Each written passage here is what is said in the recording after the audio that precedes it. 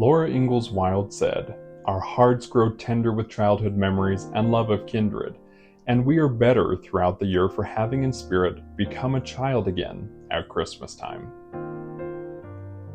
Bright lights and perfectly wrapped presents lovingly placed under an ornately decorated tree. Stockings anxiously awaiting a visit from jolly St. Nicholas. A miracle birth of a child come to save the world. The holiday season is filled with wonder and magic. This season, let's slow down a little more, take things off of our calendar rather than pack it full, and intentionally plan our celebration to be more meaningful. To aid in the endeavor, I'd like to welcome you to part 2 of the Deck the Halls task list. This list is filled with easy tasks designed to simplify your life and prepare you and yours for an enjoyable, magic-filled holiday season. In the last video, we determined what kind of holiday season we wanted to experience by selecting short phrases and words to give us our theme. Then we planned our aesthetic around the theme, and we set our calendars to reflect the theme. In this video part 2, we're going to discuss additional steps to help you prepare to implement your theme into those areas. So grab the same journal that you used in the first video, and let's jump in. Let's start talking about decorating. We all have our own processes of decorating. However, when was the last time that you went through all the decor that you already have? If it's been a minute, now's the time. Everyone, including myself, holds on to so much stuff that we don't even use.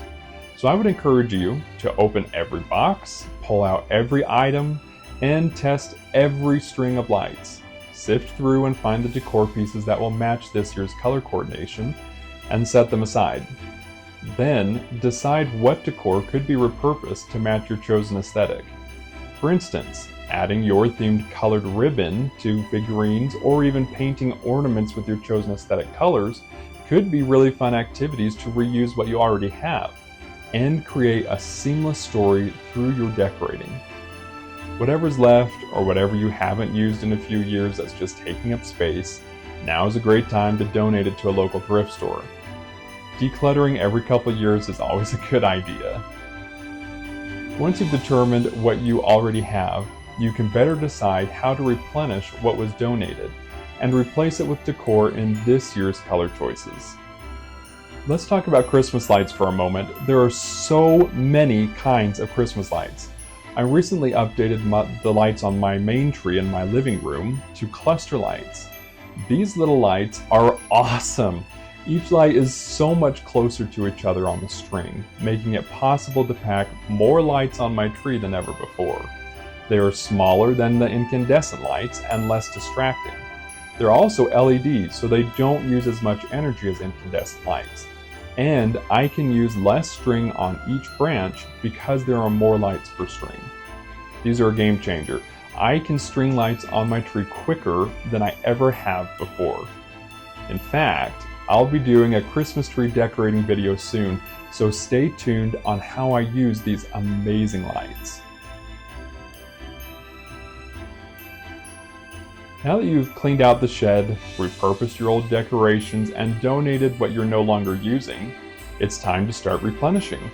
Create a vision board, either physically or electronically like on Pinterest, and then begin looking around your local shops, first to support your small businesses if possible, then seek out larger retailers. My wife and I recently took an incredible trip to Texas to visit her family, and we stopped at Decorators Warehouse in Arlington. I was absolutely blown away by the amount of decorations they had for sale. They offered every kind of Christmas ornament in every color, in every shape, in every form, glass, ceramic, plastic. It was awesome. I can hardly wait to go back. In fact, I picked up a couple dozen glass ornaments in various shapes and sizes. Once again, you'll have to check out my Christmas tree decorating video to see how I use them. We also stopped at several towns in East Texas to look through antique shops, where I found a couple of fun Christmas items as well.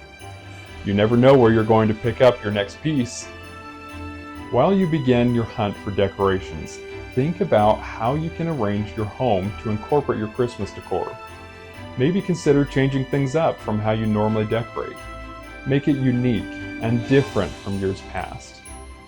Having a fresh start can always bring a feeling of renewal and refreshment. Even if you don't change out your decorations every year, you just find a new place for them. Maybe try taking pictures of each room and plan where every tree, wreath, and garland is going to go.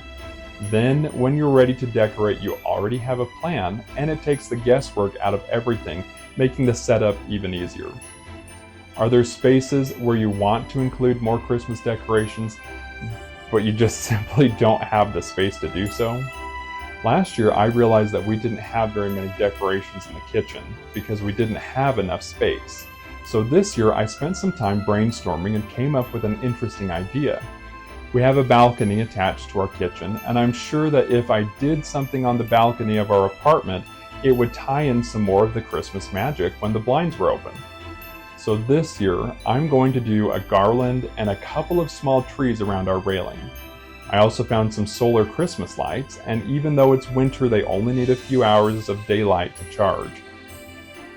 Spatial planning is very important when it comes to decorating, because Christmas trees come in every shape, size, and color.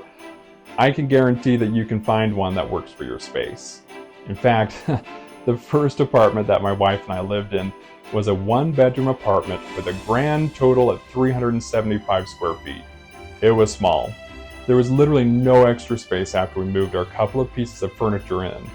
However, I was able to find these two pencil trees, which are extremely thin, slim trees that fit perfectly inside our cozy apartment. The slightly frosted tree is less than 1 foot wide, and the flock tree is about 1.5 feet wide at the most. They worked out perfectly for what little space we had. Okay, so here's a crazy tip for you. Have you ever thought about using a woman's formal or Sunday dress as a tree skirt? My wife has several dresses that she's collected over the years and that she doesn't often wear, so I kind of stole them. They make great tree skirts. Maybe go through your closet or visit a thrift store to find simple dresses that would act as a tree skirt. Tree skirts don't have to be expensive, and they get covered up with presents anyway. If you do use a dress for a tree skirt, share a picture in the comments of this video. I would love to see how you use it and what kind of dress you choose for your tree. Getting organized and planning is so important to having a smoother holiday experience. And it's fun. It's a simple step that's often cast away because of hurriedness and busyness. But when the planning is done right, it can transport you through a world limited only by your imagination and creativity. Thank you for watching, and stay tuned for part 3 of the Deck the Halls task list.